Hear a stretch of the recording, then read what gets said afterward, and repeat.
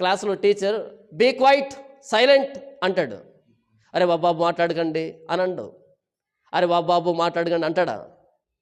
బాబు మాట్లాడకండి అని బ్రతిమలాడ్డు టీచరు ఏమంటాడు? సైలెంట్ అంటాడు.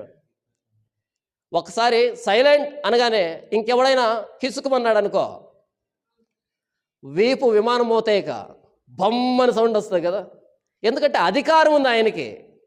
యేసు ప్రభు సైలెంట్, మాట్లాడొద్దు. ఎవరితో అంటున్నాడు? దయ్యముతో. తర్వాత మాట్లాడలే.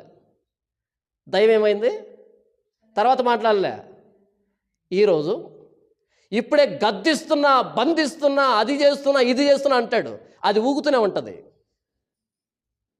యేసుప్రభు ఒకసారి సైలెంట్ అనగానే సైలెంట్ అయింది అది. ఈరోజు నజరేయుడైన యేసు నామములో బంధిస్తున్నా, ఖండిస్తున్నా, అగ్నిలో వేస్తున్నా, అది చేస్తున్నా, ఇది చేస్తున్నా, పెనంలో వేసి ఫ్రై చేస్తున్నా అంటాడు వీడు. కానీ పొరపాటును కూడా వినదు అది. బహుశా చెవిటి దెయ్యమేమో మనకు తెలియదు, కానీ అది ఊగుతూనే ఉంటుంది, అది ఊగుతూనే ఉంటుంది. క్రైస్తవ్యంలో జరుగుతున్నటువంటి మోసాలు, ఇలాంటి మోసాలు చూసినటువంటి బయట వాళ్ళు యేసు ప్రభుని అనుమానిస్తున్నారు, చేసే వ్యక్తిని కాకుండా. కనుక యేసు ప్రభు ఎలాంటి అద్భుతాలు చేశాడు అన్నది ఈ రెండవ భాగం.